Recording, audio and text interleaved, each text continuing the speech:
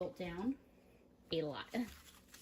And I just made a decision about something. We're also having potatoes, but I'm gonna cook them separately. So I'll just go ahead and start these for 5 minutes. I know people tend to just chop up the potatoes and cook them in with the cabbage and carrots, but I really want mashed potatoes, so I just decided it would be easier to cook them separately. Here's what that corned beef looks like after letting it rest for a few minutes and then slicing it up. I had a little tiny taste of it and it is so tender, which is no surprise because cutting it up, it was just so easy to cut. There's my carrots and cabbage. I also have a whole bunch of that juice that was in the Instant Pot that this all cooked in. I had a little taste of it, and by itself, it is an incredibly flavorful liquid. It would be perfectly delicious to just pour over all of this. I want to see if I could make a decent gravy real quick. That's 1.5 cups of the liquid, and then I still have like another 2 or 3 cups that can just be spooned over the veggies and corned beef, not being a gravy. So I have these packets in my cabinet that were left over from another video, and in my continued interest of getting rid of things that have been in my cabinet for a while, I'm gonna try to use one of these with that liquid that's in the Instant Pot and see if I can get a nice gravy out of it. So how this gravy technically works is you're supposed to mix it with a cup of cold water and then heat it up on the stove, and then it gets really thick. You see I did just a little bit of water in here. I'm gonna try a different tactic, and if this doesn't work, I still have the other liquid that I set aside. But so instead of mixing this in with a cup of cold water, I've got, I probably could have done a little bit less, but I've got like 1/3 cup of cold water.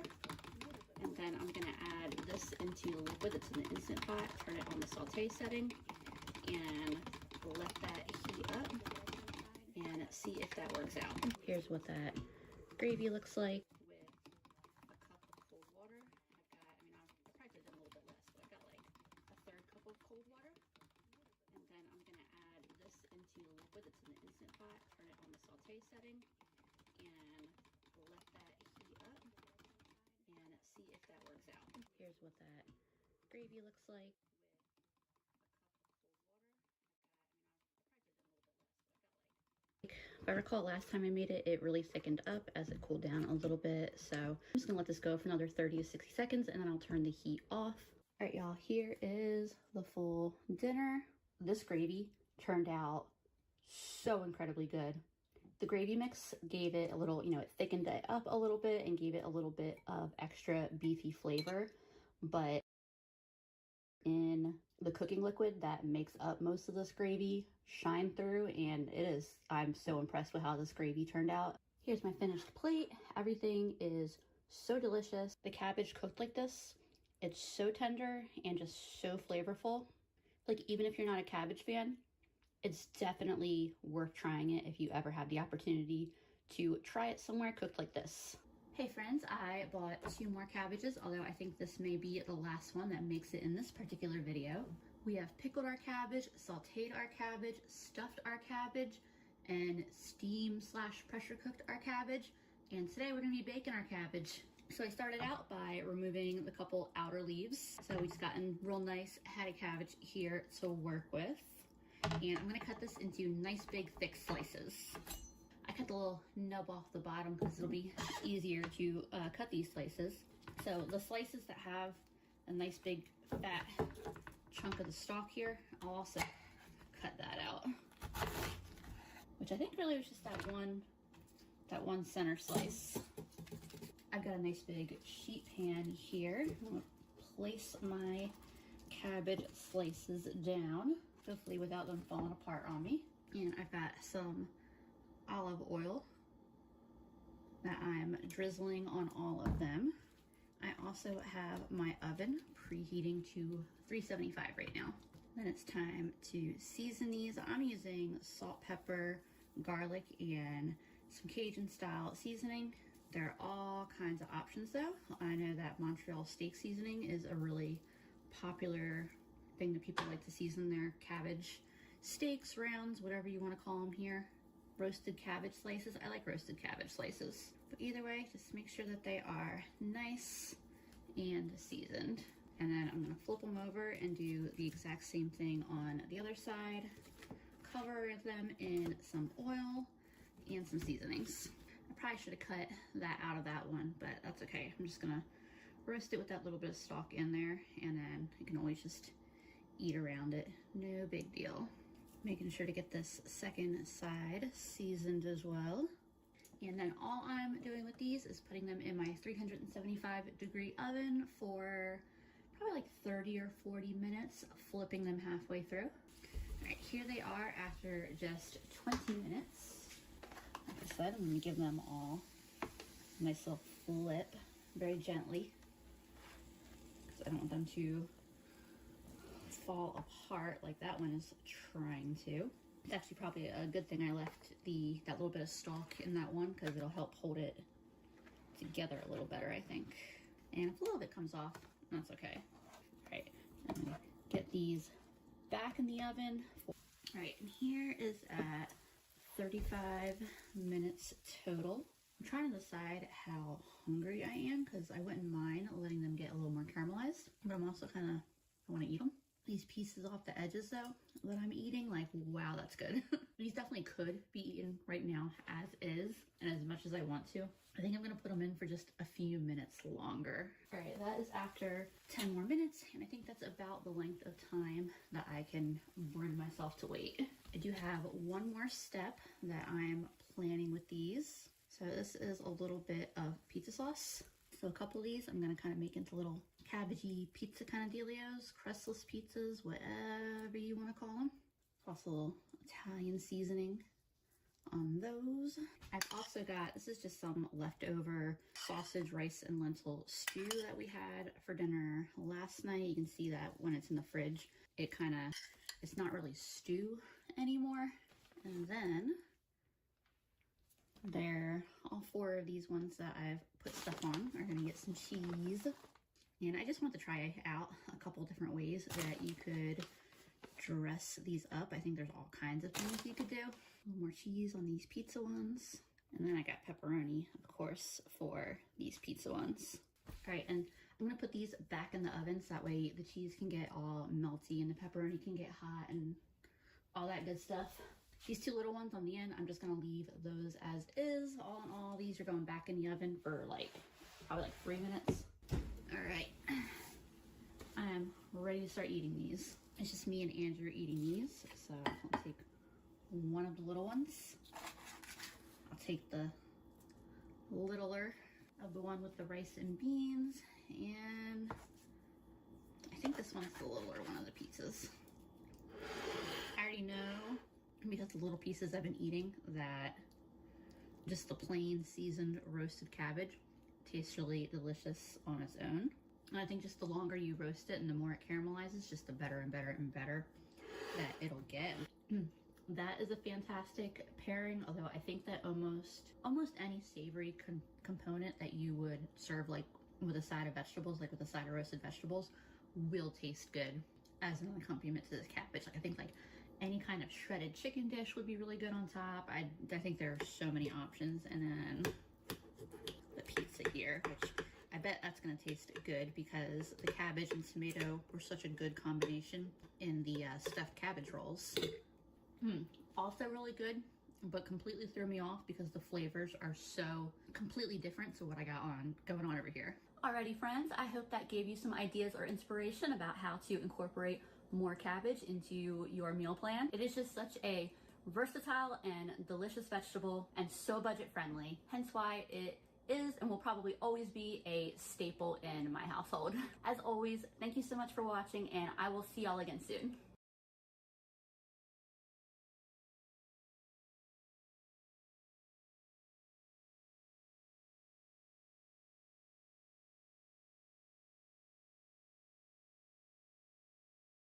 Hey friends, today I'm going to be making some fresh cheese out of this discount gallon of milk I got.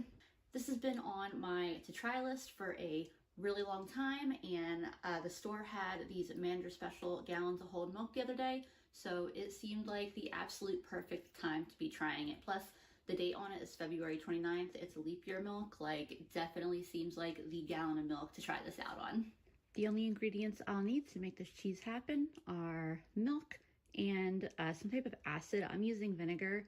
A lot of people also use lemon juice. I'm choosing vinegar because I have a lot of it and it's supposed to be more neutral tasting. Hopefully this pot will be big enough. It's a 5-quart pot and I'm using a gallon of milk, which is 4 quarts. So theoretically it should work. And it's not like we're going to be bringing this milk to a violent boil or anything to where I should have to worry about it splashing out. But it's definitely a very, very full pot. And I'm going to put this on a medium heat.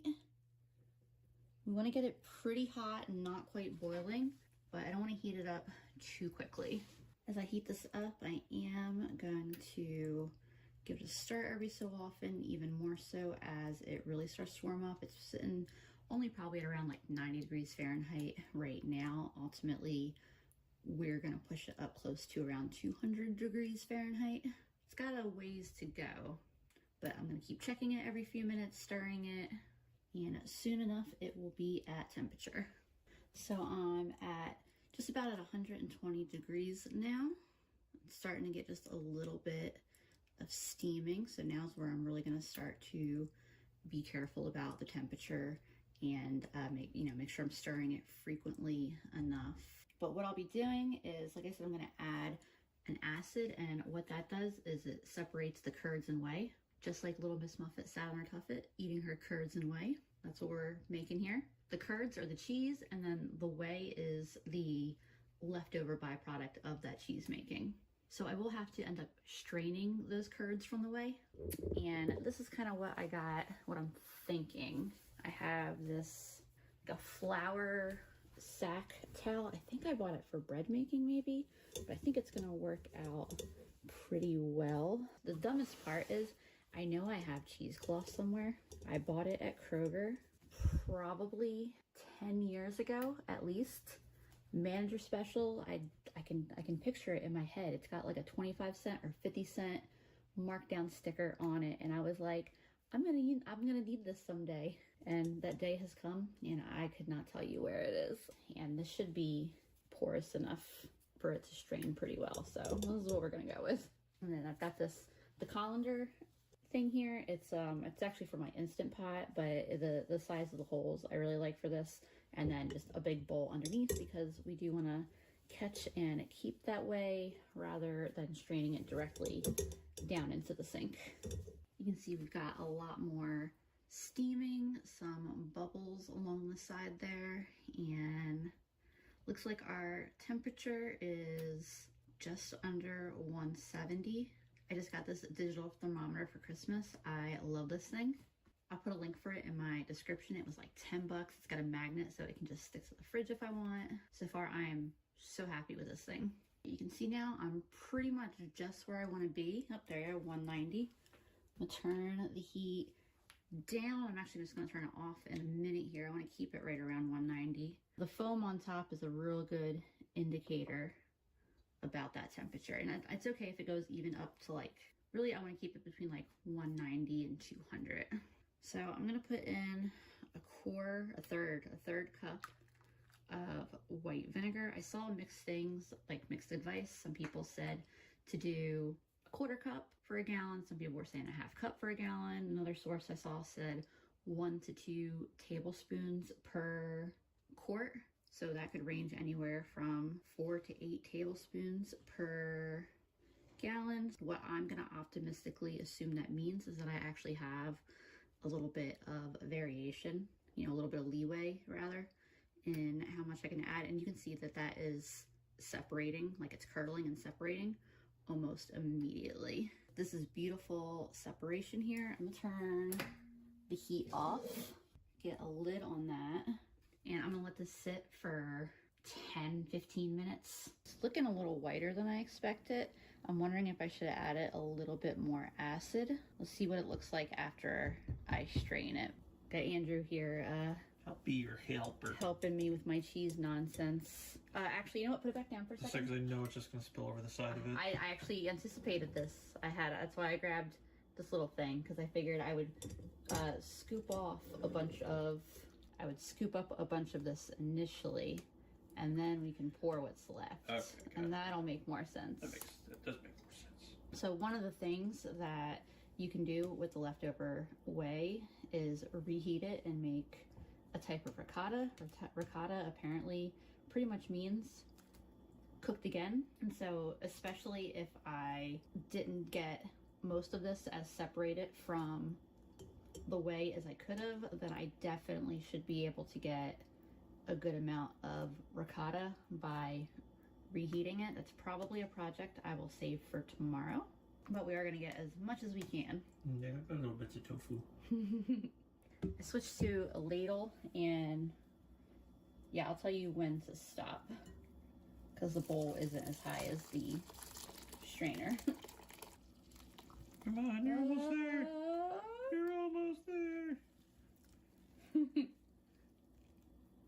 Nope. It wants to stay. Oh, look at that. Perfect. Wow. That's about as perfect as I could have gotten that. So I'm going to leave this to just kind of drain out for just a little bit here. And I have a little bit of milk that scalded just slightly on the bottom, but that really shouldn't be too bad to clean. All right, don't laugh at me too much. This is my little setup that I've got going on here. It should be pretty secure. I'm very comfortable in my knots.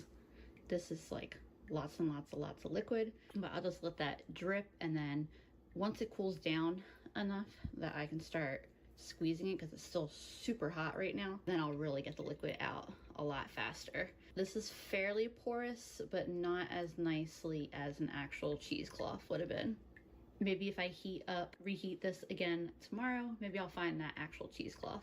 Even though I'm not sure if my liquid here, my whey, might be a little bit more milky than I anticipated it being, I'm still gonna go ahead and use it for the recipe that I had planned on. So I'm taking a cup and a half of it, and I'm gonna check what temperature it's dropped down to, 112. So I'm gonna come back in like 2 minutes because I want this to be closer to like 105. My liquid has cooled down to about 105 degrees. So I'm gonna mix in this little packet of active dry yeast. I have yeast in my freezer, like a big bag of yeast. I don't usually buy it by the packet, but I have some of these either from a video or some other various reasons. So it's a good opportunity to use it up. And also it means I don't have to dig my yeast out of the freezer, which is also a plus. So I'm just gonna kind of whisk this in with a fork real quick. And then I'm gonna leave this alone for a few minutes for the yeast to activate, and it should get all kind of like bubbly. You'll see in a couple minutes what that looks like.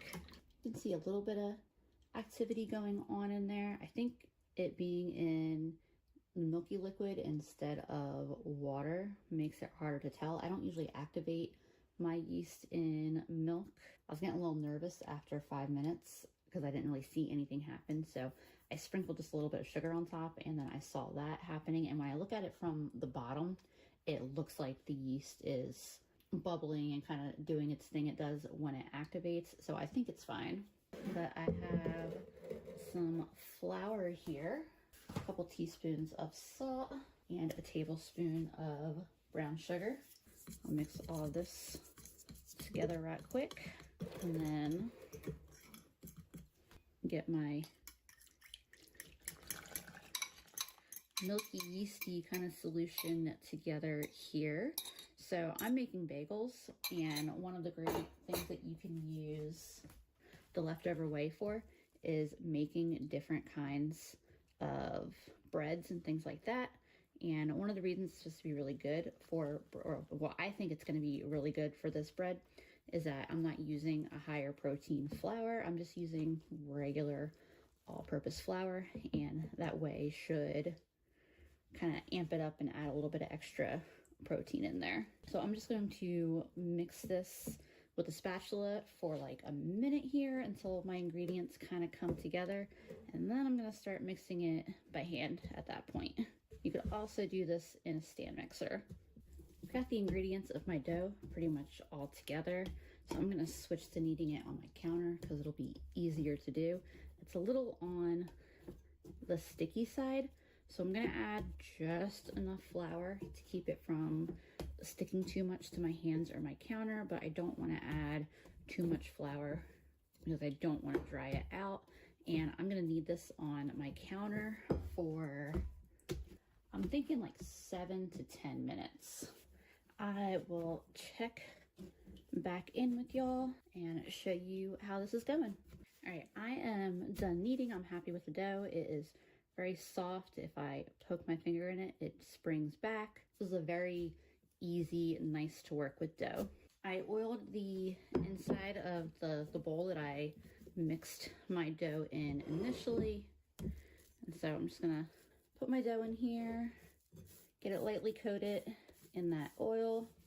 It's kind of late in the evening right now. I am not making these bagels tonight.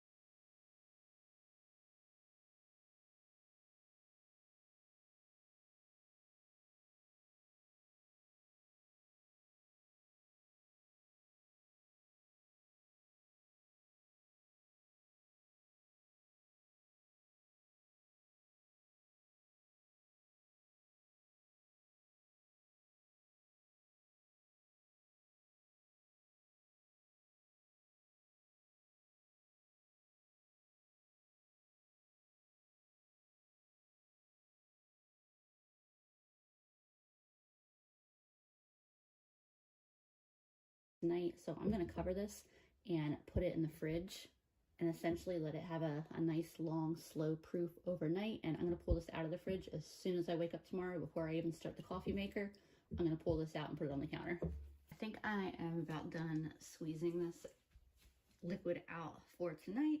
Let's see what we got.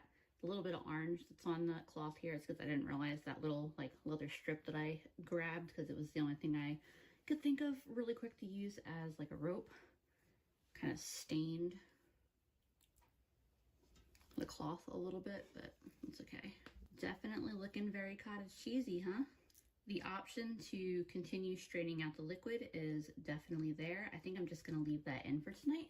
My plan is to take at least a good portion of this, maybe all of it, given how much there is, and make like a cream cheese kind of cheese to go with my bagels for tomorrow. I don't think it'll be as tangy as cream cheese, because the process of making cream cheese is a little bit different, but I think it's really gonna be really good. I'm gonna chop up some veggies to mix in, season it, and grab just a little piece here. Yeah, that tastes great. It tastes like cheese, like a very simple plain cheese, but this is delicious. I mean, there are so many different ways that you could use this and it would be really, really good. I do wish I had added a little bit more acid to that initial heating up of the liquid, just so I know if I could have gotten more from that initial one, but I'm gonna reheat it tomorrow and see if I can get much more out. All in all, this is really easy to do though, and is definitely worth a $2 experiment, not even $2. So here's how much I have ended up with. This is a 4-cup Pyrex dish. So I don't know, I guess like 3 cups of cheese so far from my gallon of milk. So that's 24 ounces of cheese. and that gallon of milk was $1.73. And I think that the blocks of cream cheese that Aldi near me sells are $1.68 or something like that. So in my eyes, not only was this a really fun thing to try out, but so far I am definitely coming out ahead, and I suspect that this is gonna make an amazing, I'm so excited about this cheese spread for these bagels tomorrow, let's put it that way. So I'll pop the lid on this and put it in the fridge. And I was thinking ahead when I selected which bowl to use to drain my whey into, because this bowl has a lid. This can go right in my fridge. And now it is bedtime in our house, but you can see that some of us were a little early to go ahead and get comfy. Good morning. I've got a lot of rise on my dough, as you should be able to see. I'm gonna leave it sit on my counter for the next 45 minutes or so. I'm gonna go run to the bank anyway real quick. I hate running to the bank on a Saturday. All right, I think my dough has hung out on the counter long enough. You see it's got a little dip there where that piece of plastic wrap stuck to it. I almost put it in a bigger, taller bowl, but I didn't. So I'll know next time that if I'm gonna do that, I should put it in my taller bowl. But now I'm going to shape my bagels. And I know people have different tactics they like for putting the holes in their bagels. My preferred way is just to stick my thumb right through. I think it's the easiest. I don't really care for like trying to cut out the holes or anything like that.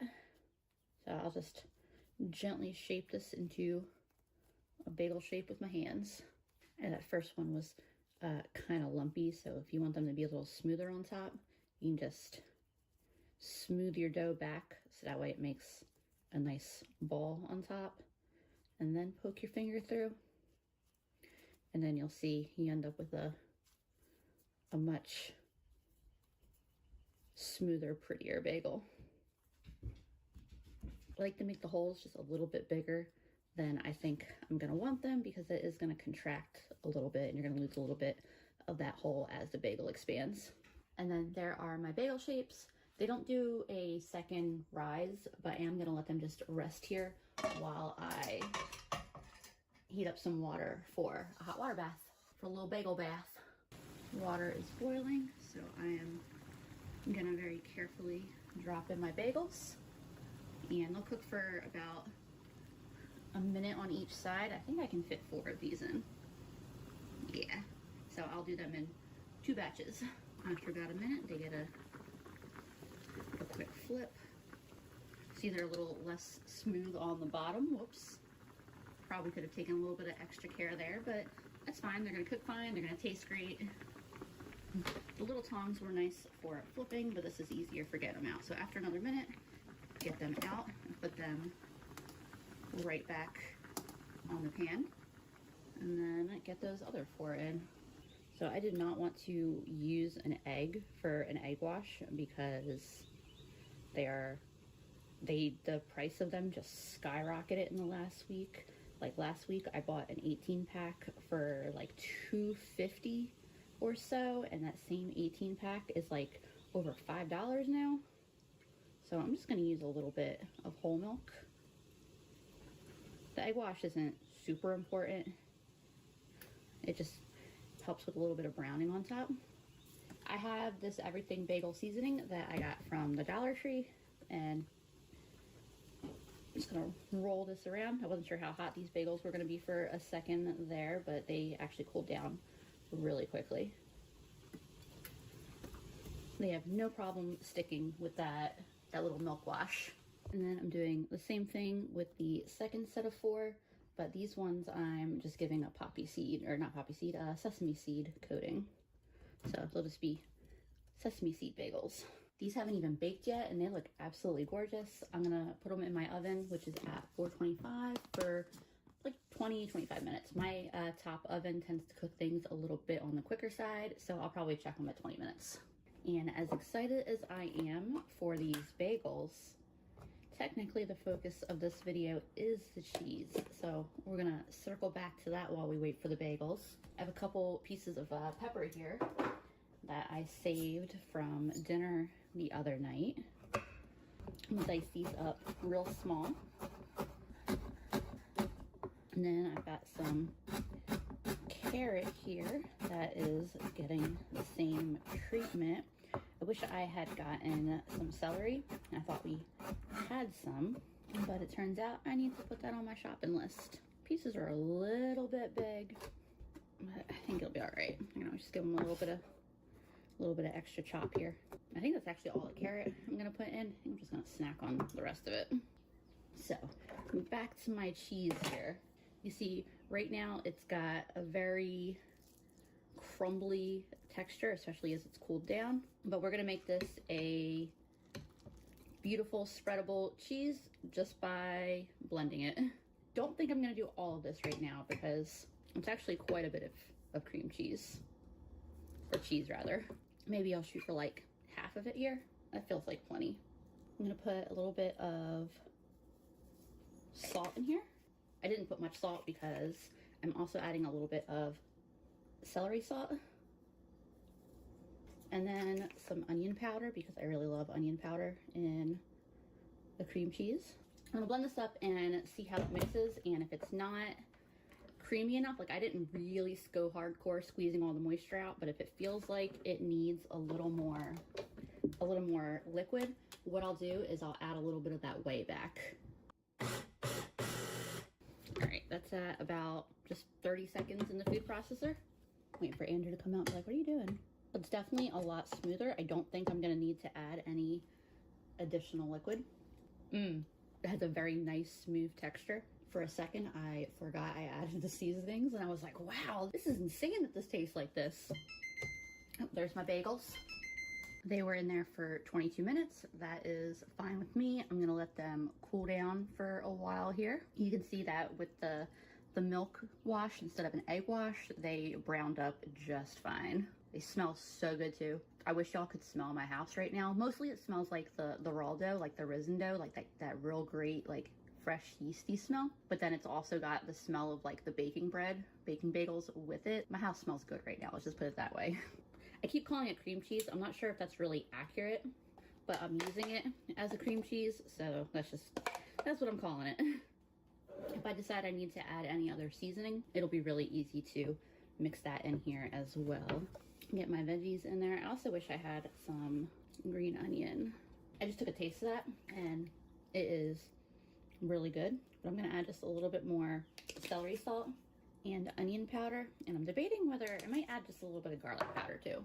My brain's like going a mile a minute right now, thinking of different things I could do with this because like I have garlic in the fridge, jarred garlic, and I'm like, oh, what if I cooked that a little bit, like just browned it and then blended it in with the cream cheese or the cheese, whatever we're calling it. I also have some blueberries in my fridge that my mom bought, but I really don't think she's actually gonna finish eating them. So I could also blend some in for a blueberry cream cheese.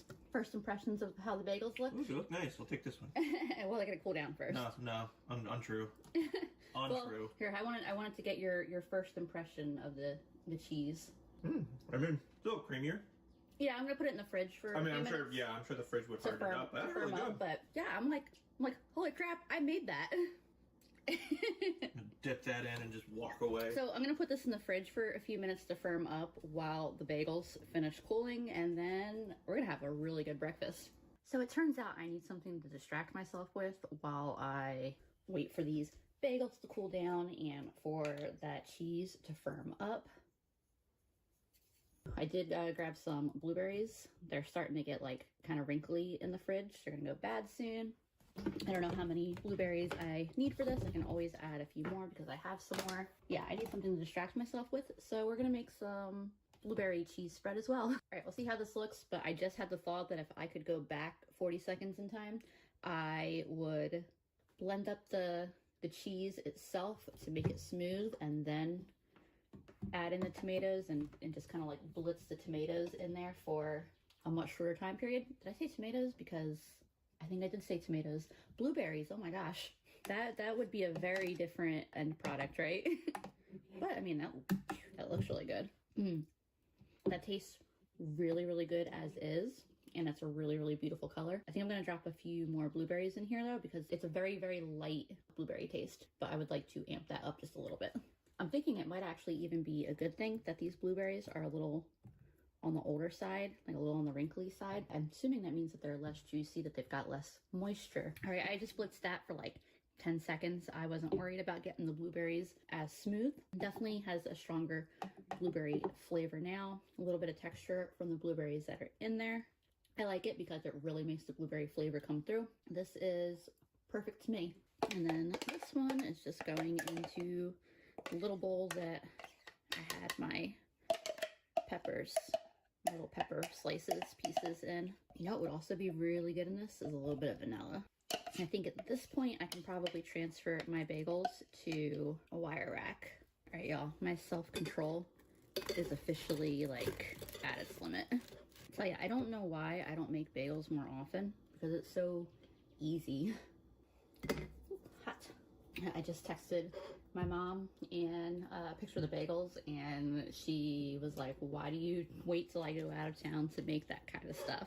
But I mean, she's gonna be back tomorrow and we're not gonna eat all those bagels today. I didn't really give enough time for the cheese to firm up very much, but honestly, I'm not worried about it. Really, it needs like a couple hours in the fridge, and I gave it like 20-25 minutes before I couldn't resist any longer.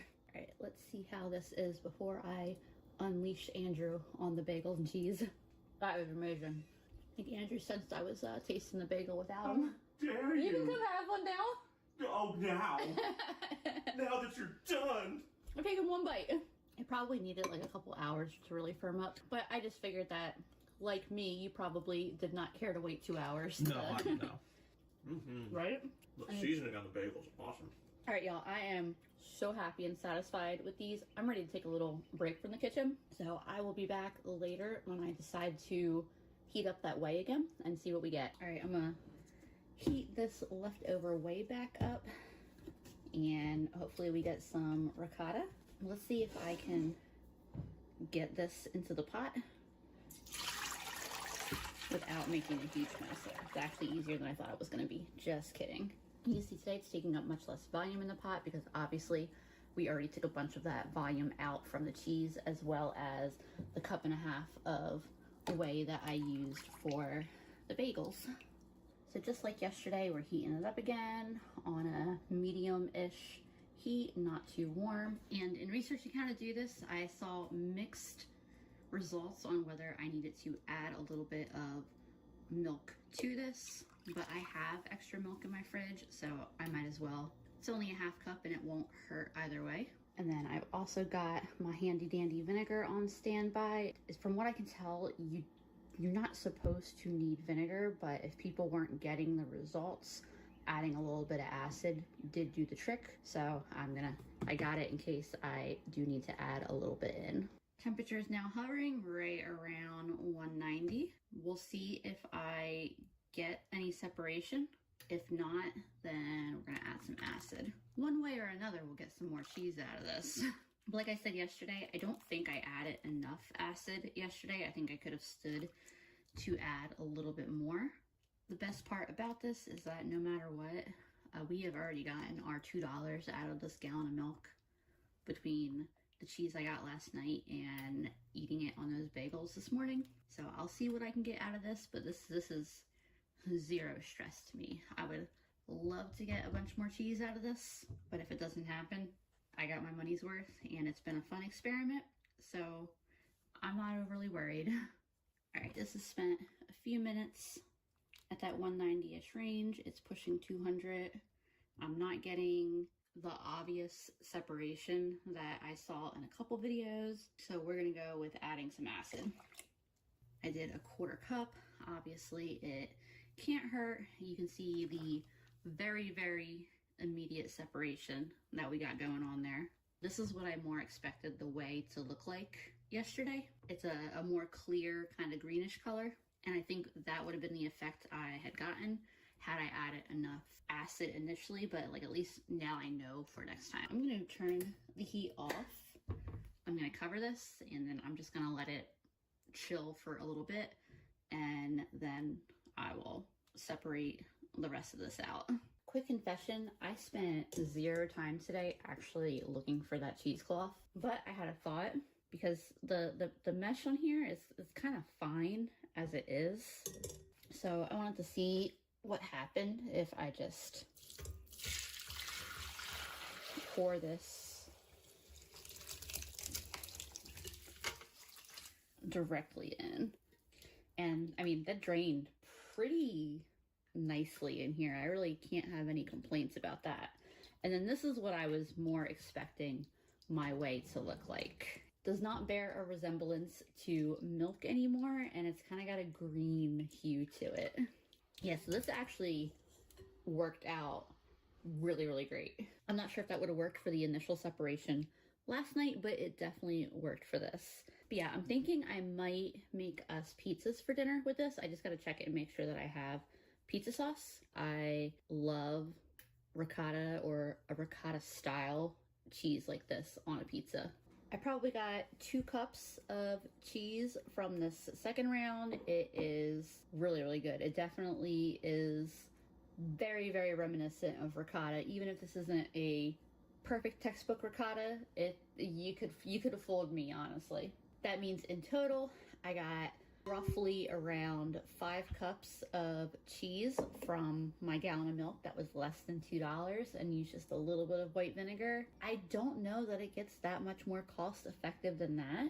I did entertain the idea of using some of that whey to make yeast pizza doughs, but honestly, it's a little bit late and I don't want to wait that long. So we're gonna go with my favorite way of making quick pizza doughs.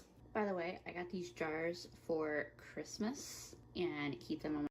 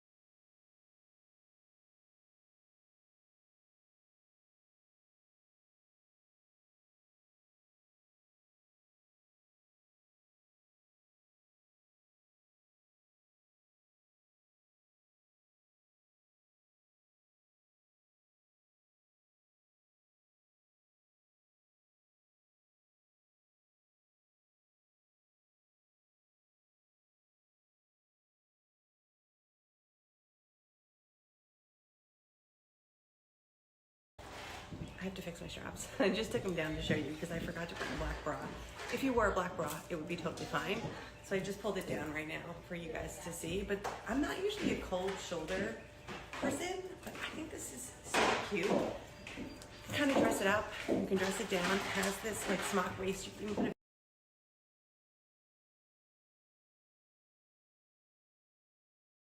This is how to get in shape fast. This is your body.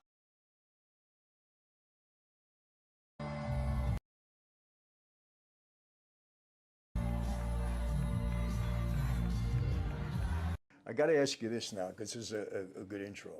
I'm fascinated with the Hells Angels for one reason, basically.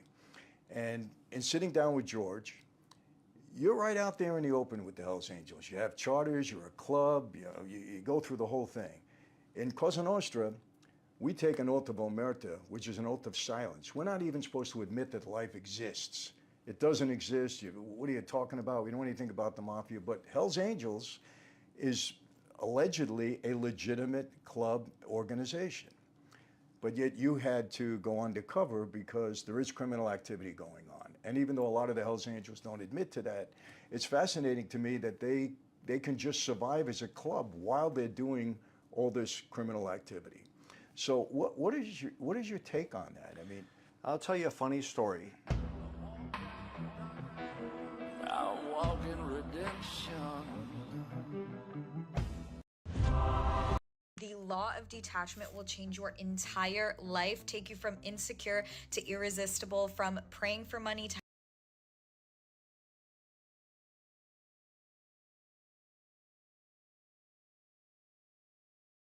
having money fall from trees, literally having men worship the ground that you walk on. The law of detachment is basically just detaching from the outcome of the thing that you want. But so many people are like, how do I detach? I literally can't do that. Trust me, I get it, especially in love. I literally used to be so obsessed with anyone that I was into is all I was thinking about. So take out your notes app. I'm about to give you the play-by-play. Also, this always works for my students who are doing my workshop, which you should grab at the top of my page. So the reason that you are so attached to something is because you have decided that you need that thing, you need that person, you need that job. Whereas you need to flip the script and start telling yourself that outcome or that person or that thing needs you. And the second you truly believe that that thing needs you and not the other way around, you're gonna get it like this, trust. Because tell me why it's always the guy that you could literally care less about that's obsessed with you, but the person you're constantly thinking about, they're ghosting you. It's exactly this. So how do you get to that state? I'm gonna tell you. Take out a pen, a paper, or your notes app right now. Write 10 reasons that thing that you want right now needs you. Let's just remember who we're talking about here, which is you. I do not want to catch you chasing after anything. Save this video and come back to it when it works. Expect results within 24 hours. If you want to completely get that person obsessed, grab my Manifest Magic workshop at the top of my page to see results like this. The law of detachment will change your entire life, take you from insecure to irresistible, from praying for money to having money fall from trees, literally having men worship the ground that you walk on. The law of detachment is basically just detaching from the outcome. This method is basically the It has been the greatest honor of my life to serve as First Lady of the United States. I have been inspired by incredible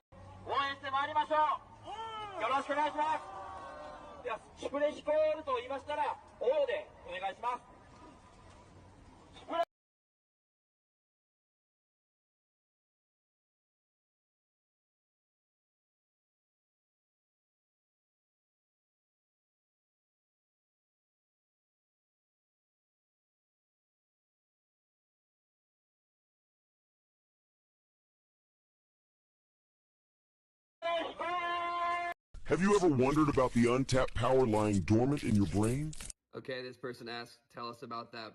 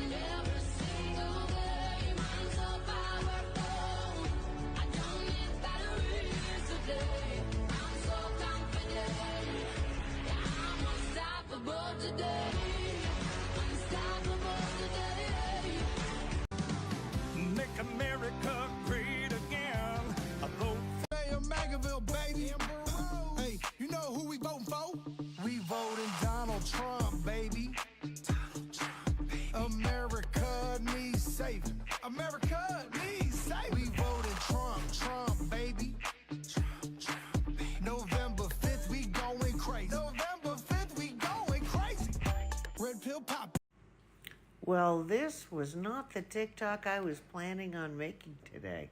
Woke up, had a bit of a tummy ache, but I thought, Mexican food maybe last night, maybe a couple of margaritas. But no, it turned out that my appendix had outlived its usefulness. Highly recommend this hospital.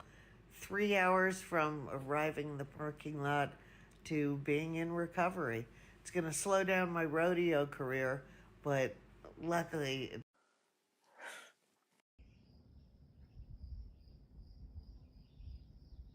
Hey, it's Malin. I was just sitting here listening to the birds this morning.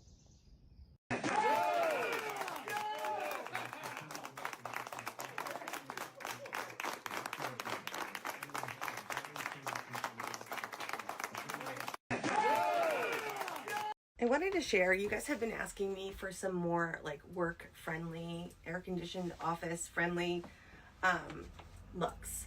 And this little sweater with this gold detail is so pretty. It is so soft. Okay, you know I have been sharing my obsession with this blouse for quite some time.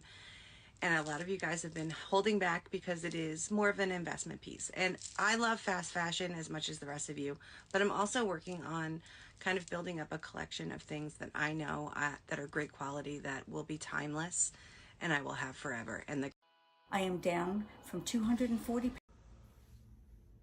Hello, darkness, my old friend. I've come to talk with you again. Because a vision softly creeping left its seeds while I was sleeping, and the vision that was planted in my brain still remains within the sound of silence. okay, so I got my favorite Amazon bathing suit in this like super cute plaid. I just thought it was really fun. And I have to run into town. Good morning, my friends. I'm doing housework, and I was just reading some of my comments. And a couple of them made my blood boil.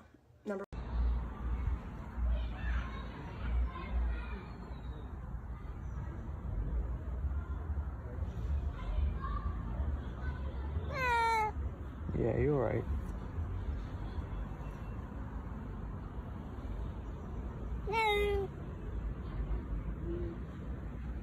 Three signs of flea and tick issues in your cat. If your cat is constantly scratching, it could indicate discomfort from fleas or ticks. Number 2, redness or inflammation. You don't want to skip this one. You're gonna need it. I mean, this could change your life. The frequency of success has just...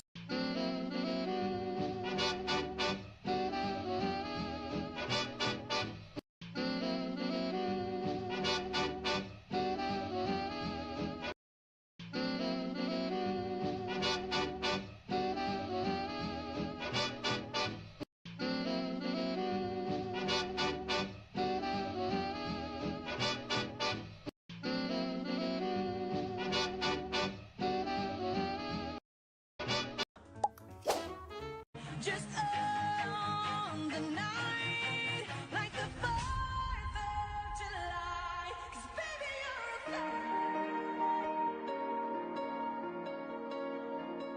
just on the night, like the 4th of the USA,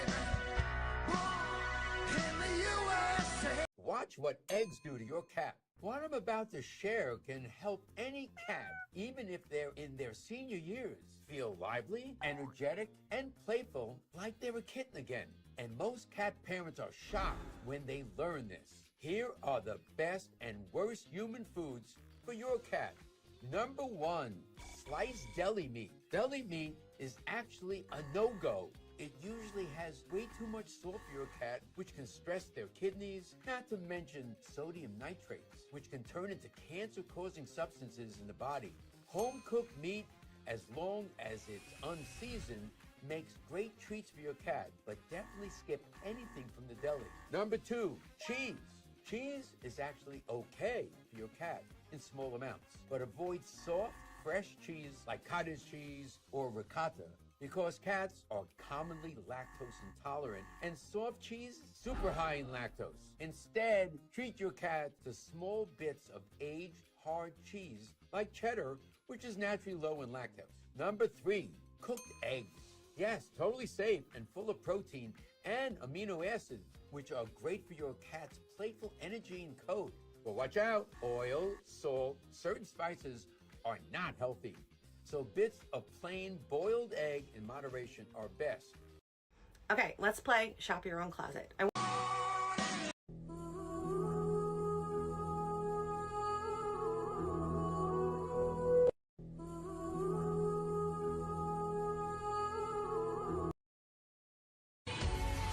I went from a double XL to a size L with this indoor walking challenge. This is what weight loss walking looks like at home. Several months ago, I started this indoor walking challenge from WalkFit. I walked for just 7 minutes daily, my body toned, and my stamina improved. Calculate how long it takes to lose 42 pounds with walking. What are you doing? Just getting in my daily step goals. Oh, you do that from home? Yep, I just use the indoor walking workouts. I made a $200 bet with my wife that she couldn't complete the 28-day indoor walking challenge from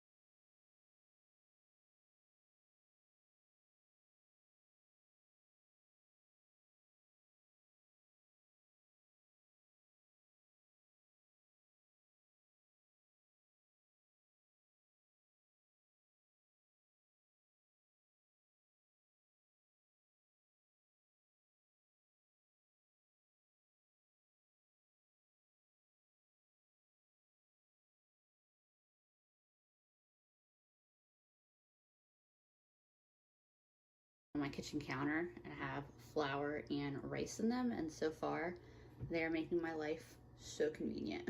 For my quick, easy pizza dough, I'm gonna add most of that cup of flour. I'll reserve some of it for now. And then I'm adding a teaspoon and a half of baking powder. And if you have self-rising flour, you can skip this and just use that. And then I'm adding a little bit of salt. A half a teaspoon is what I officially have written down. If you prefer measurements, mix that around a bit so we don't have big random clumps of salt and baking powder. And then I have some sour cream here, and this is a great example of why when it comes to dairy, it makes more sense to use your nose and your sense of taste and like your eyes to look at it than to go strictly by the best by dates. Because, let me pop the lid back on so I can show you with nothing sloshing out. This one has a best by date of January, and today is March 2nd.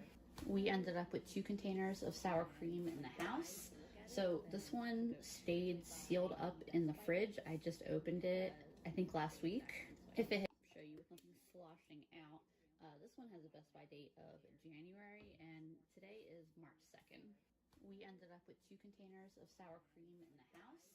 So this one stayed sealed up in the fridge. I just opened it, I think last week. If it show you with nothing sloshing out. This one has a best by date of January. And had been opened in January, I wouldn't necessarily expect it to still be good now, but because it was sealed that entire time, it smelled fine, it tasted fine, there was no reason to toss this. And this is a really, really great use for leftover sour cream like this. So I have half a cup, and I'm adding all of that to my flour mixture. That entire time, it smelled fine, it tasted fine. There was up in the fridge. I just opened it, and this is a really, really great use for leftover sour cream like this. So I have half a cup, and I'm adding all of that to my flour mixture. Up in the fridge. I just opened it, and this is a really, really great use for leftover sour cream like this. So I have half a cup. I think last week.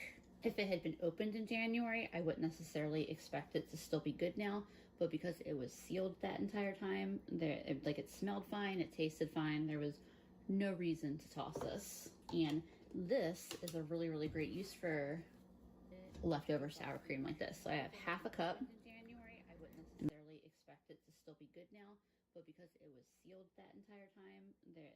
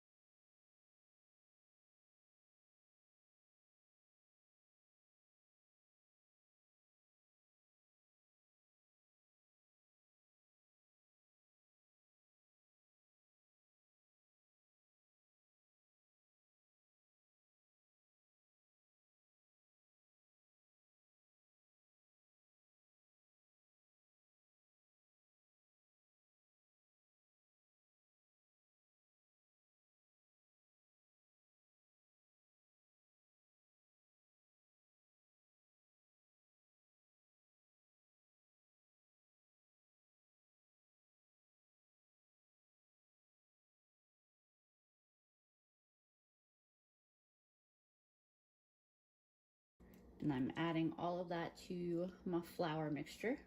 At first, this is gonna seem really dry and shaggy and like there's no way that could have been enough liquid for this. It's one of the reasons I like to use this silicone spatula, because I can really just kind of like press down and press the yogurt, or not yogurt, the sour cream into the flour. You can see we're starting to get some cohesion here. And once it gets to this like dry, shaggy stage where the silicone spatula is not really doing that much anymore, that's the point where I will use my hands to scrape everything off the spatula, and then I'm just going to kind of hand knead it a little bit. This isn't a dough that needs to be kneaded. It needs to be kneaded like traditional bread.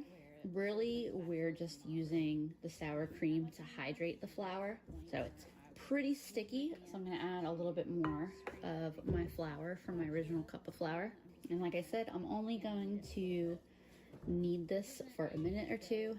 And it's not even really, like I said, it's really not so much about kneading as much as I am hand mixing and making sure that the flour and the sour cream get really incorporated. The end result here is that you're going to end up with a dough that is very soft, very easy to work with. It should be tacky, but not sticking to you. It should use most of or all of that cup of flour. And then since it is not a yeast dough, it's not going to rise, but I do like to let the dough rest for a few minutes, and that just helps ensure that it is fully hydrated and lets the dough relax for a few minutes. So I pretty much used all the flour in this.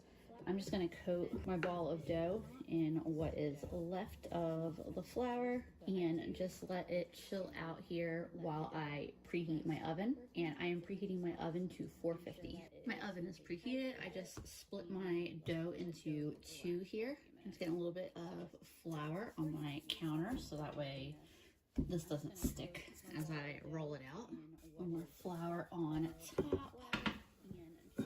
And I am not super particular about the shape that my little pizzas here end up. I'm gonna go for more of an oval shape than a round shape just because it's gonna fit better on the pan that I'm using to cook them. And I do have my pan that I'm going to use in the oven right now because I like preheating the pan with the oven. I think that it makes the pizzas stick less to the pan. Let me get that pan out real quick. So if I wasn't preheating the pan, I probably would get a little oil on here before putting that crust in there. But because it's so hot, I think it instantly adds enough heat to the bottom that I haven't had one stick. And then I'm gonna get this other one rolled out real quick while the pan is nice and sizzling hot. There's my two crusts, and I've never pre-baked my crusts before, but I kind of want to try it out. Usually I just put the toppings on and call it good. I'm just brushing a little bit of that whey around the edges just since I have it out right now. But I'm just gonna pop these in the oven for like 2 minutes to start baking to give those crusts on the edges a little bit of a head start. So I'll pop these in for 2 minutes and then pull them back out. Here's what that looks like after a couple minutes in the oven. You see it's puffing up like a naan type bread, which you could definitely use this for. Are you chewing on my cheese? Maybe. Get a little bit of pizza sauce on here. I've already got this brush out, so there you go. I'll just use this to... Where did that one come from? What, this? Yeah. From the dollar store. Oh. But I like it better than the grill one I have. The grill one's The grill one's nice. I mean, the grill one is nice for like, you know, large scale cooking. No, it's nice when I want to put it on something. It's not nice when I want to clean it. Well, yeah. That one actually seems like it's not that bad to clean. No, not at all. I like this one. Cool. And then I have my fresh cheese here that I will get some on each pizza. I probably won't use all of this because this is a good bit of cheese. I don't think we need quite that much. if I had more of this, I had been thinking I would do like a stuffed, like a baked manicotti or lasagna-ish kind of dish. All right, I think that's good for that.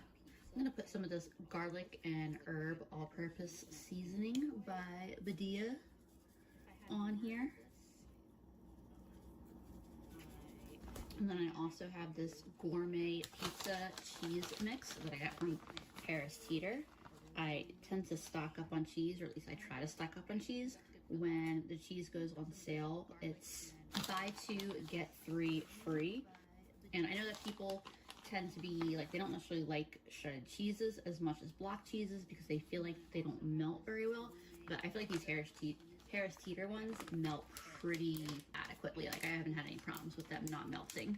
And then finally, I swear every time I look in the freezer, I find more discount pepperoni that I bought and tossed in the freezer.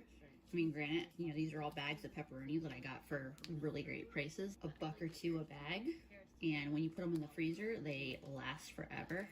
Pepperoni doesn't really get like freezer burned or have many of the negative effects that other meats can have in the freezer when they're kept in there for a long time. And they don't really stick when they're frozen.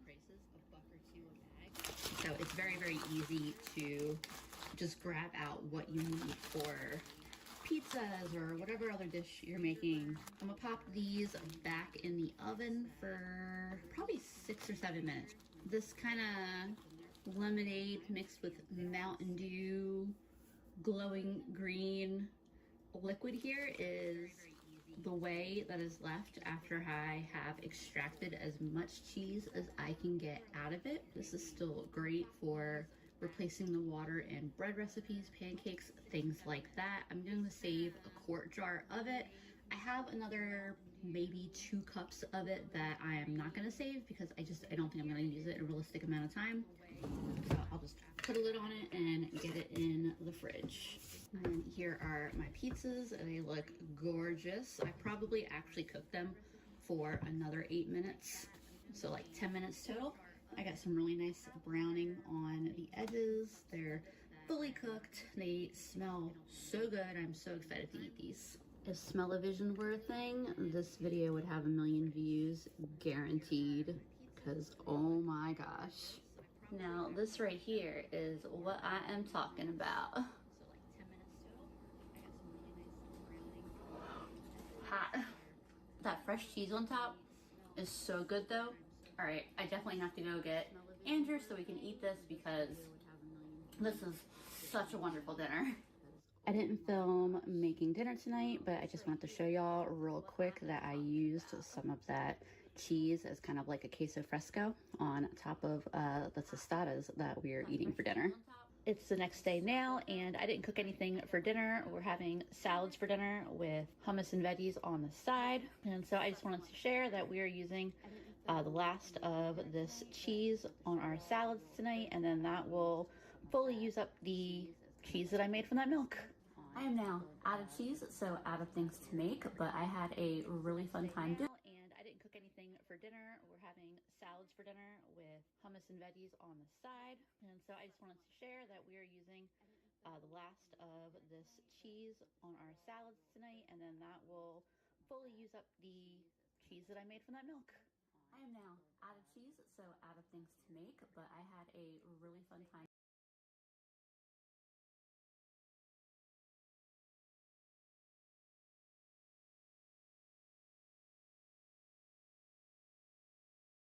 Nicola Coughlan seems to be the next evolving fashionista, and I for once am happy about it. The Irish actress has donned many looks over the past year, and one thing that makes me happy is how she is the one wearing the dress, instead of the dress overpowering her. So let's talk about some of her best looks. Let's start with this look she wore to the Barbie premiere. She wore this custom Widerhoe dress, which was made of eco-friendly tinsel filament, which was then adorned with these Swarovski crystals. Nicola said how this look was inspired by her favorite Barbie sparkle eyes. Next, this Harris Street look is giving goddess, and I'm here here for it. This head accessory must have been very difficult to carry, but a fashion girly knows it is worth it. Then for the premiere of Bridgerton Season 3, she wore this bridal gown from Daniel Frankel, whose structure, at least the skirt, feels a bit weird, but she looked pretty nonetheless. And then for the after party look, she chose a comparatively simple look from Nina Ricci. This look was probably my least favorite, but I think she redeemed herself with this Erdem dress, which is my favorite of all. Nicola Coughlan seems to be the next involving fashionista, and I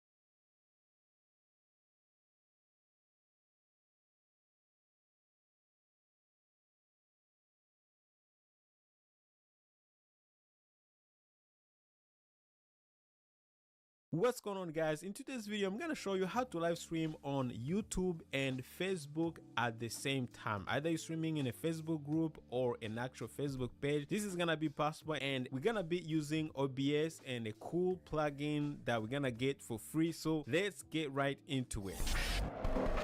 So right now I have OBS open and I have my YouTube channel already connected to OBS. Again, if you don't know how to do that, I'm gonna send you to the other video showing you how to connect your YouTube channel. It's super easy actually. But other than that, we also have two pages open. We have one page from YouTube that actually shows you all the settings that you need to live stream to YouTube, and we have another page open that shows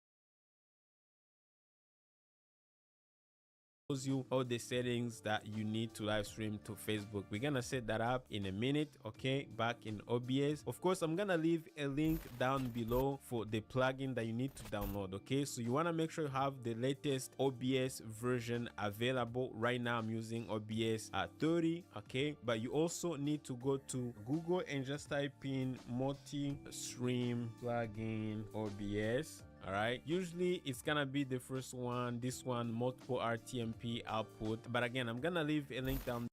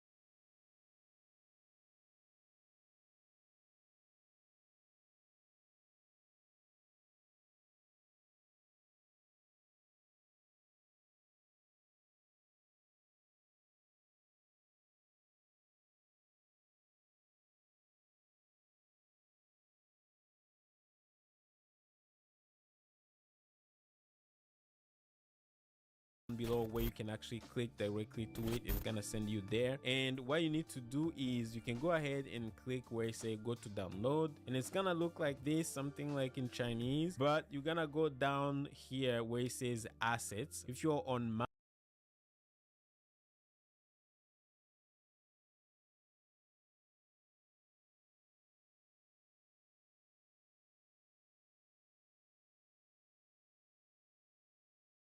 you gonna go ahead and actually click on this one. But if you are on Windows like me, click OBS multi RTMP blah blah blah. You're gonna go ahead and actually click on it.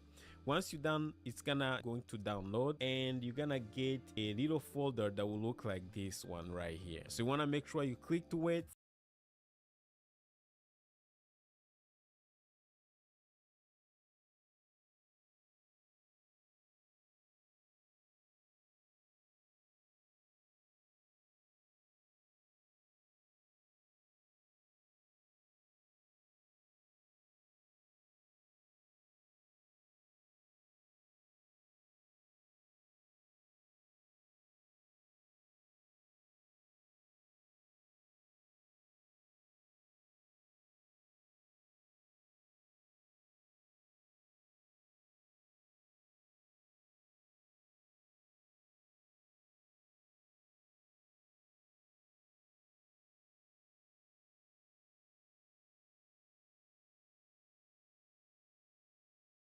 Follow instructions. Again, Windows may ask you to not authorize it, that's not safe, so don't worry about that. It's a safe file. I use it, a lot of people use it. Just say run anywhere and you'll be okay. Just click on it, and as you can see, mine is already installed. You're gonna go ahead and actually open OBS. So what I'm gonna do, I have one already, but the first time you're not gonna see it in OBS. So to find it, you're gonna go to docs, and then you're gonna go to multiple output. It's gonna show up here, so it's gonna be here.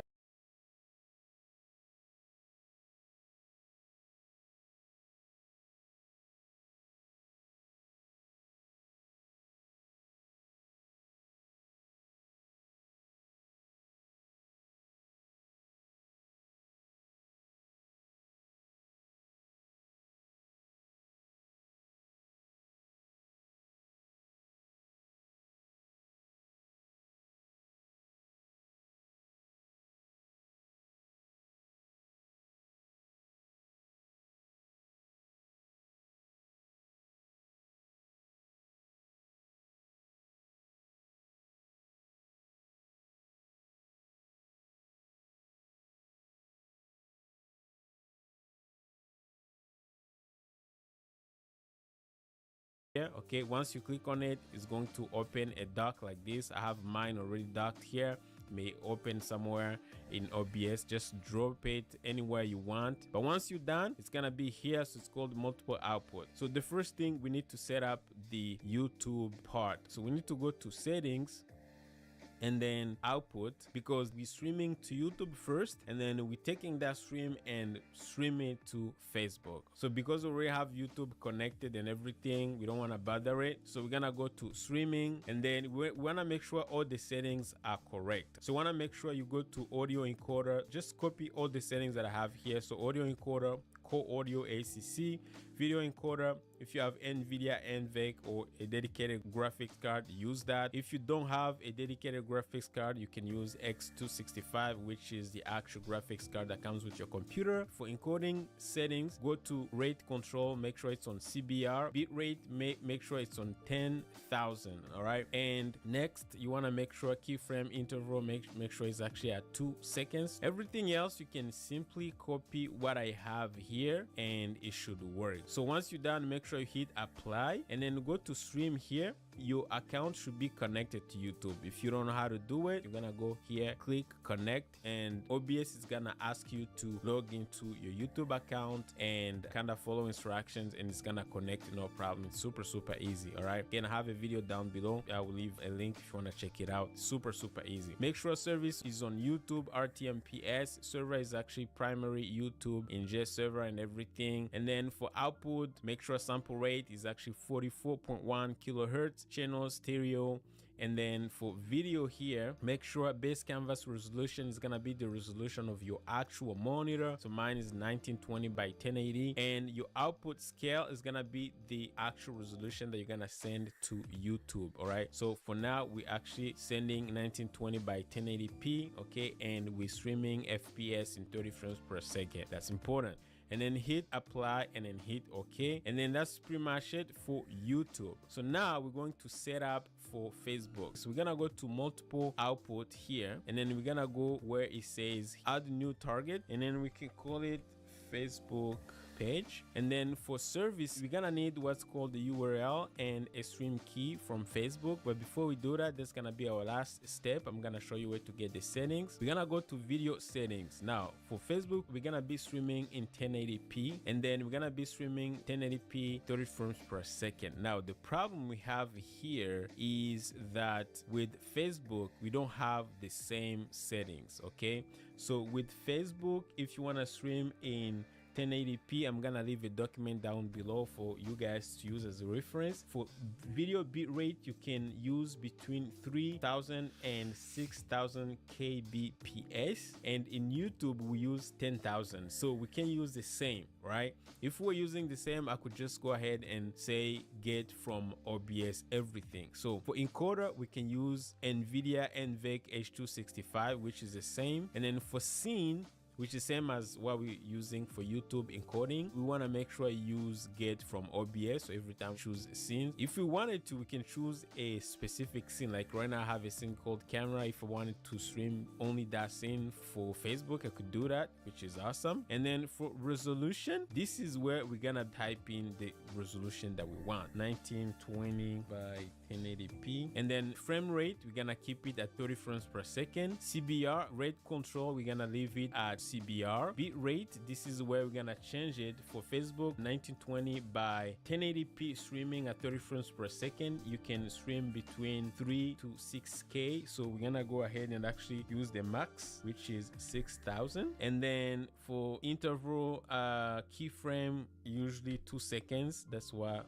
Facebook takes. For preset here, we can actually leave it as slow good quality, tuning, everything, leave it the way it is. And then until here, everything should be left alone. That's pretty much it. The last step, I'm gonna go ahead and hit OK. But now what I'm gonna do, I'm gonna go to Facebook or my group, okay? And then this is my Facebook, page, not my group, okay? Now I'm gonna go here where it says go live video, and then hit go live. I'm gonna choose the streaming with the software, and then I'm gonna need the streaming key, so I'm gonna go ahead and copy this streaming key, go back to OBS, go to target here, which is Facebook page, okay? Click modify, go to streaming key, paste, make sure you hide your streaming key, hit OK. And I'm gonna go back to my page, go to advanced, and then get the server URL, copy it, and go back to OBS, modify Facebook page, and then go ahead and paste, and then hit OK.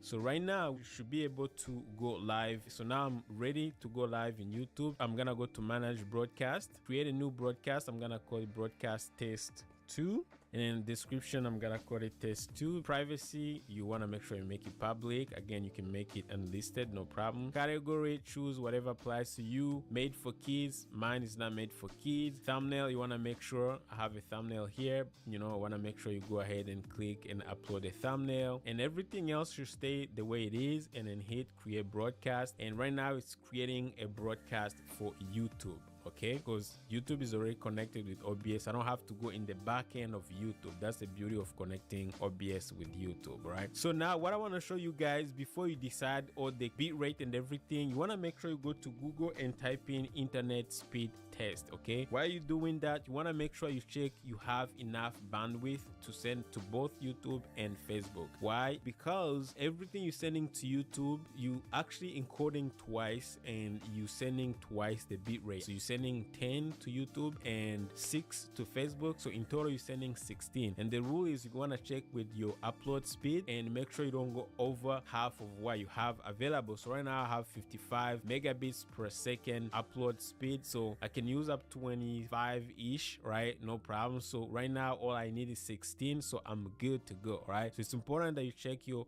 upload speed before you start multi-streaming like this. So now you can go ahead and hit start streaming. Now it's gonna send a stream to YouTube. Right now we are streaming on YouTube. As you can see, the signal is excellent. You can send some messages from OBS, no problem. And then the next thing we're gonna do, we're gonna go here where it says Facebook page. This is the one that we created. I can hit start. Now it's gonna start streaming to Facebook as well. So if you want to know, you can actually hit this share button here, and then you're gonna copy the link to your stream, and then I can go ahead and actually paste it into my browser. And as you can see, we are live on YouTube, and all the chats, like all the messages that I was sending, as you can see, they're here, no problem. Okay, again, it's muted, but I can unmute and you're gonna see everything. We are streaming in full HD, no error messages or anything. If I go back to Facebook, okay, as you can see, I have the signal coming in, no problem.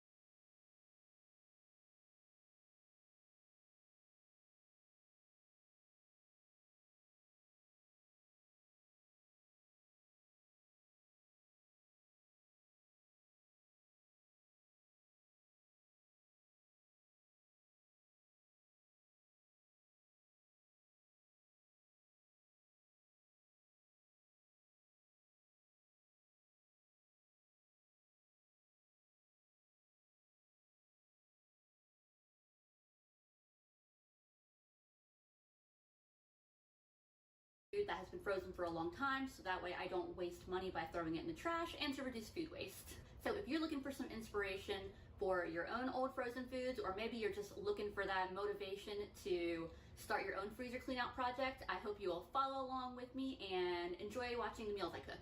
Hey friends, I pulled these out with the intention of letting them thaw and eating them tomorrow, but I really just want to eat them tonight.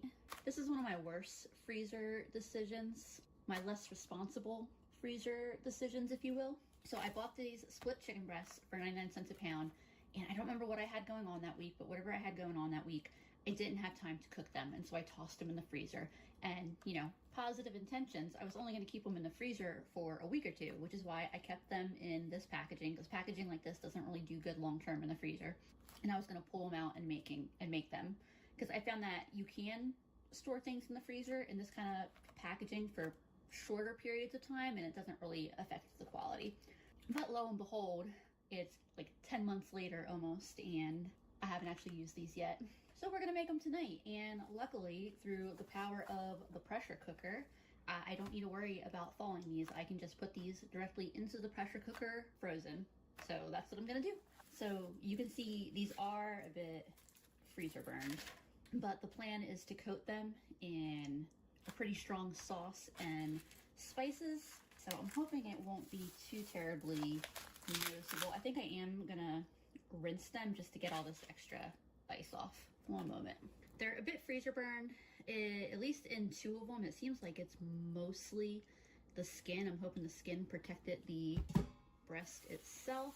I can always discard skin. This is the one that looks like it has the most actual freezer burn on the meat. Hopefully that doesn't go too deep. It's hard to tell since it's still really frozen. I can always cut some of that out, but I think that when it's like really covered in the sauce, it's not going to be too bad. I have a cup of water in here. I'm just going to toss some salt and pepper in here, but given that I'm going to be covering them in a sauce and I might discard the skin, I'm not going to focus too much on seasoning them in the pot. Lid goes on, and I cook these for 25 minutes on high pressure. I also chopped up a bunch more of my $1 potatoes. I just coated them in oil, salt, pepper, garlic, and they're going in the oven at 425. I'll put them in for 20 minutes, give them a shake, and then they'll probably go in for another like 10 minutes. My chicken is done. I'm gonna pull it out and see how it turned out. There aren't any like health risks with eating the freezer burn chicken. It's just a potential degradation of like the quality, like the taste and the texture. But in terms of food safety, it's completely safe to eat. I just want to make sure it's something that still tastes good, but it's cooked all the way through. You can see it's super moist inside. It's a benefit of cooking it in the Instant Pot like that. Even eating one of the sections of the skin that was exposed to a little bit of freezer burn, it actually tastes fine, and the texture is fine too. It did not get, I don't think the freezer burn had a chance to get very deep into it, because this is still excellent tasting. Potatoes are looking good. I'm going to give them a flip real quick, or move them around the pan a little bit, and pop them back in for probably no more than 5 or 10 minutes. So besides the chicken tasting absolutely normal, I also didn't realize I had quite so much of it. So I'm going to put half of this back into the Instant Pot, and the other half I'm actually going to put away for dinner tomorrow. So there's chicken to be put away for tomorrow's dinner. And then I think I'm going to use this honey barbecue sauce. Whenever I make pork, or even when we make barbecue chicken thighs or anything, we never reach for the honey barbecue. So this has been in my fridge forever. So I turned the saute on this, so I'm going to want to watch it real closely. Oops. Aha, clip. Also going to throw some extra spicy seasoning on top of it. The potatoes just came out of the oven, and I'm basically just going to stir this around for a minute until it gets hot. And there's what the finished dinner looks like. I also heated up a pack of frozen veggies that were in the freezer, and we had some leftover hot dog buns from dinner a few days earlier that I didn't film, so we'll have a little chicken sandwich on a hot dog bun. Tonight I'm using the rest of that chicken that I divided from last night. I'm more or less making a dish that I learned as Tuscan chicken. Apparently a lot of people call it, or I keep seeing it online, as Marry Me chicken. No matter the name, it is a delicious Parmesan cream sauce with the chicken in it, with tomatoes and spinach. Traditionally, I have made this in my Instant Pot. but that's been when the chicken was raw, so I was also cooking the chicken in there. Since I don't really have to cook anything, I'm gonna just make it on the stove top. And I'm starting some water for pasta, and I am heating up some fat in this pan here.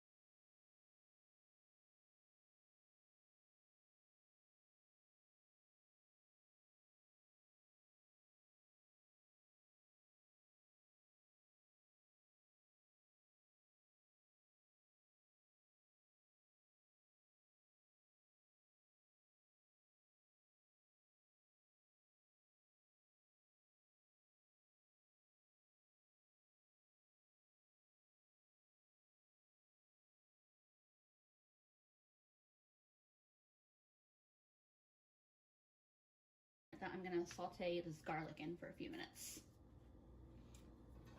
A lot of people make this dish using fresh tomatoes, using cherry tomatoes. I like using sun-dried tomatoes. And I had some sun-dried tomatoes that have been in my fridge for quite a while, so I figured it was a good time to go ahead and use them up. I also have some mushrooms that I'm gonna cook. I'm cooking them in a separate pan because my mom doesn't like mushrooms, but that's okay because that's more for me and Andrew. And I'm gonna keep these in pretty big chunks. The really big mushrooms I'll quarter, and then these kind of smaller ones I'll have. My garlic is starting to cook and is one of the greatest kitchen smells. I grabbed a couple of big handfuls of spinach, and personally, I don't like big wilted pieces of spinach, so I always chop my spinach before I cook it in pretty much any kind of dish. I like to put chopped spinach in soups and curries and sauces, all kinds of things, as long as it is chopped up into little pieces so I don't get big gloopy bites of spinach. My garlic is turning a beautiful golden color, so I'm gonna add some half and half. Usually this is the kind of dish that you would add heavy cream to, but half and half is what fit into my budget this week, so that is what I decided to go with. It just might be a little bit less thick, but that is all right. I'm also adding these sun-dried tomatoes to start cooking in with the half and half. So the pasta I got for this dish is some rigatoni. I'm gonna pour about half the box in there. And I would like to say that that's half a box of pasta for another meal, except that usually Andrew starts snacking on the uncooked pasta, and then before I know it, there's like that much of the box left. I gotta hide it if I want it to last another meal. So my half and half is starting to bubble lightly, so I'm going to start adding Parmesan in. I have the very last little bit of this bag of shredded Parmesan, and then I have a bunch of fresh Parmesan that I just grate it, and I can add more if I need more. I'm going to lower the heat down on this a little bit. I want it to cook pretty gently, and I'm going to let this all cook together for a couple minutes, and then I'm going to add the spinach to it. Actually, before I add the spinach, I'm going to get some black pepper in there, as well as a little bit of salt and some garlic powder. And if you're like Lisa, you have fresh garlic in there. In my opinion,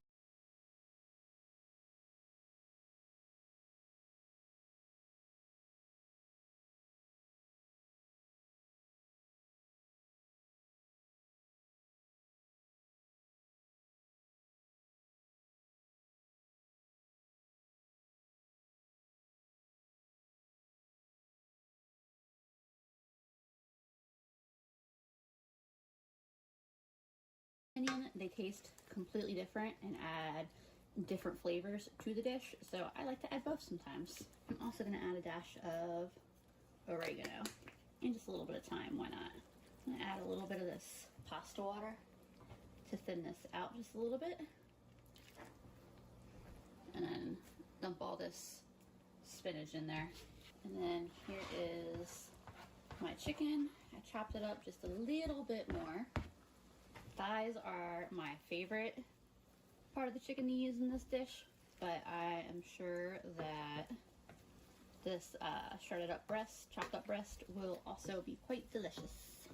Adding the pasta, stirring that in. I'll go ahead and turn this heat off, see if it needs any additional pepper or anything with the addition of all that pasta. And then my mushroom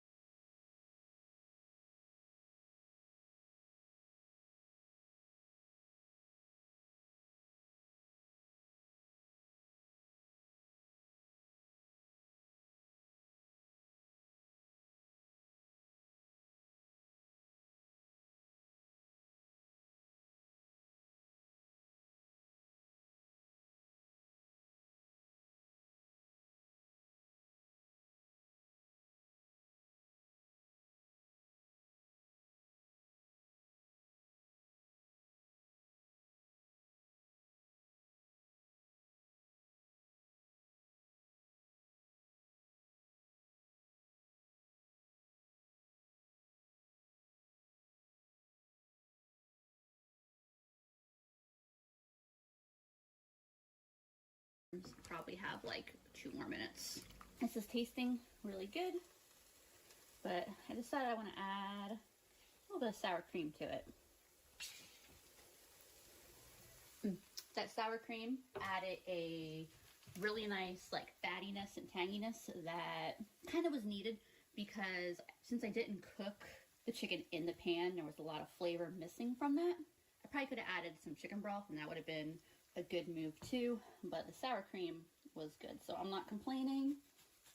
I was using up an ingredient that has been in my fridge for a little bit and needs to get used up.